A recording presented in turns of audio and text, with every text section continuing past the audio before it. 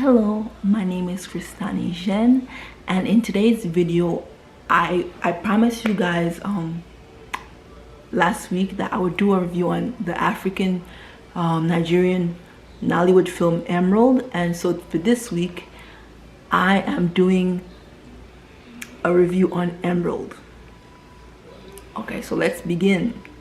So Emerald stars Genevieve Nnaji in the title role of Emerald,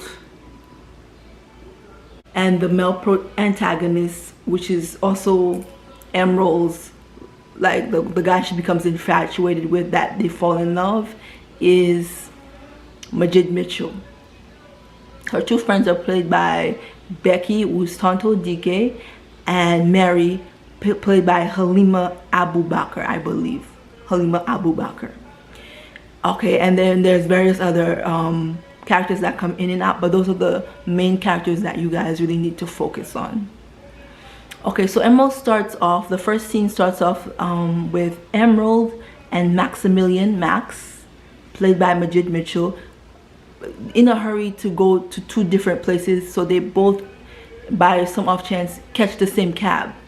And so an argument ensues where they're trying to decide who's gonna get the cab. And much to Emerald's dismay, Majid Michel's character, Maximilian, he says that where he needs to go, his destination is more important, and so she's forced to leave the cab eventually. So her day, we could say, is pretty much, it didn't go well because she just missed, or at least she was deterred on her destination, right? So then at lunch, she's discussing with her cousin,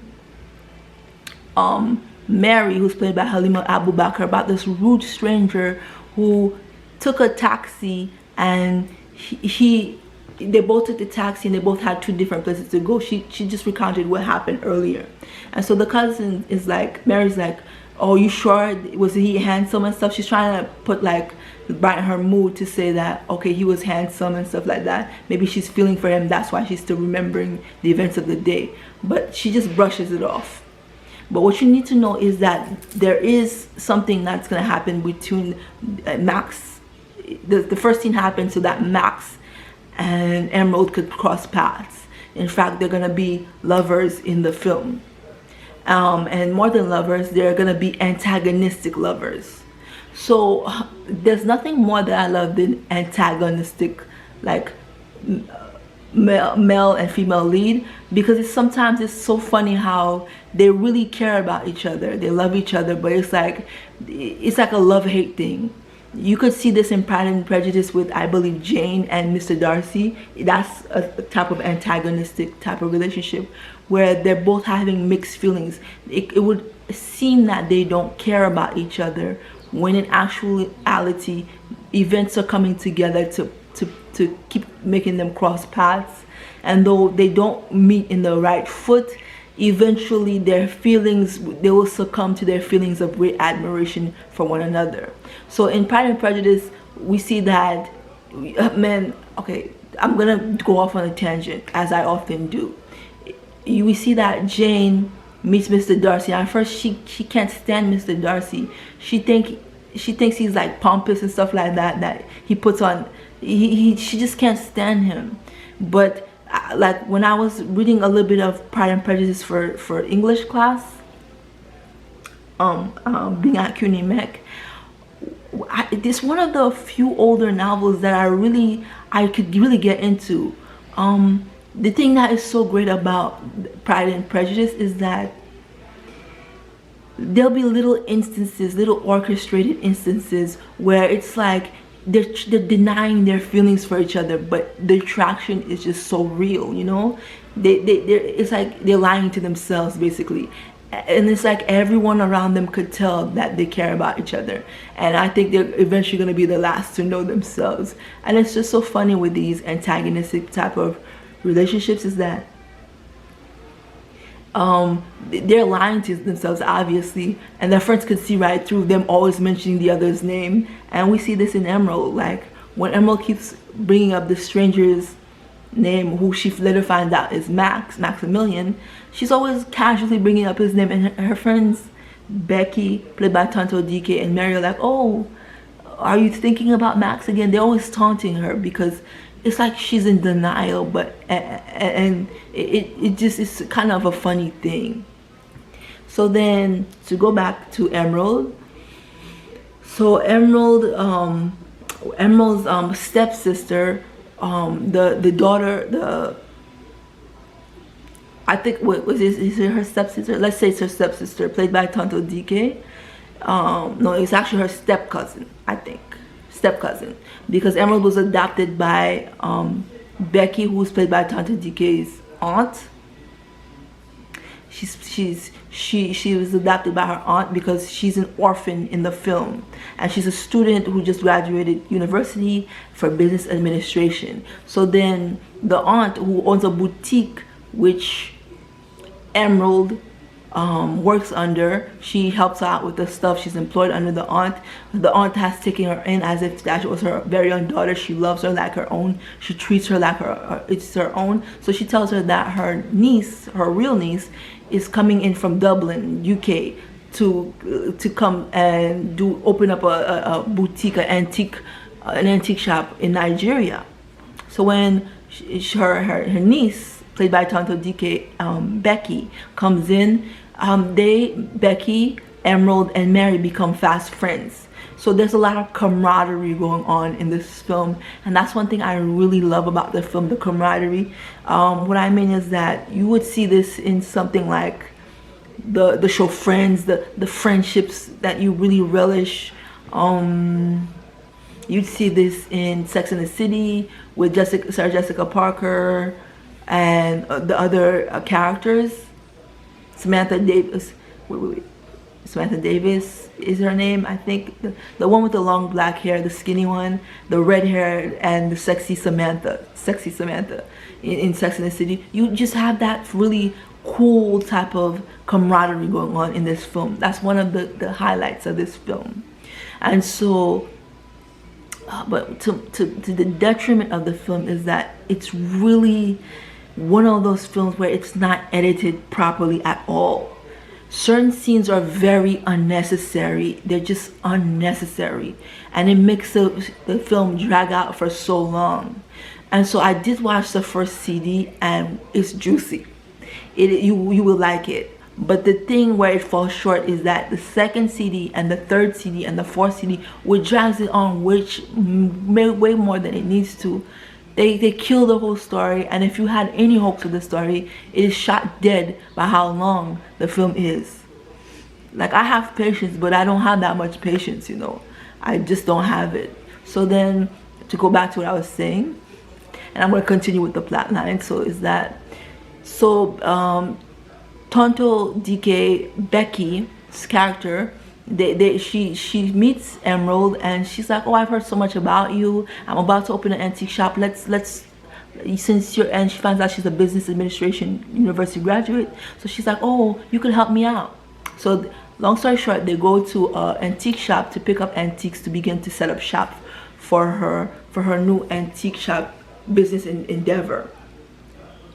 And so for the business endeavor, they go to this antique shop, and something really funny happens while they're in the antique shop. Emerald sees this gorgeous, like this type of ancient type of ring, this gemstone, emerald gemstone, of all things. And out of nowhere, a woman named Matilda appears, it would seem, and the ring, it fits perfectly on her fingers as she's trying them on. And Matilda, the shop owner, or the assistant to the shop owner, appears from nowhere, asks her, hey, would you like to have that? She's like, but and she's taken aback. She's like, but why? This looks so expensive. It must cost like an arm and a leg. So she's like, oh, I overheard that your name was Emerald. Since your name is Emerald, it would be perfect for you. You should take it. So long story short, she ends up offering Emerald the ring at any price because she thinks the Emerald should have it. She just thinks she should have it. So Emerald pays it for a very reasonable, cheap price. And later on she finds out it's a very expensive gemstone that it costs about 10,000 euros, much more than what she bought it at originally. And the thing about this ring that you must know is that here is where the plot is beginning to thicken. This is where the plot is beginning to get better and better. So Tonto DK Becky, as Emerald is discussing the rude stranger who she cannot forget, who caused her to not be able to go on her desired destination, who took the cab and he went on his way. She felt that what he did was so rude.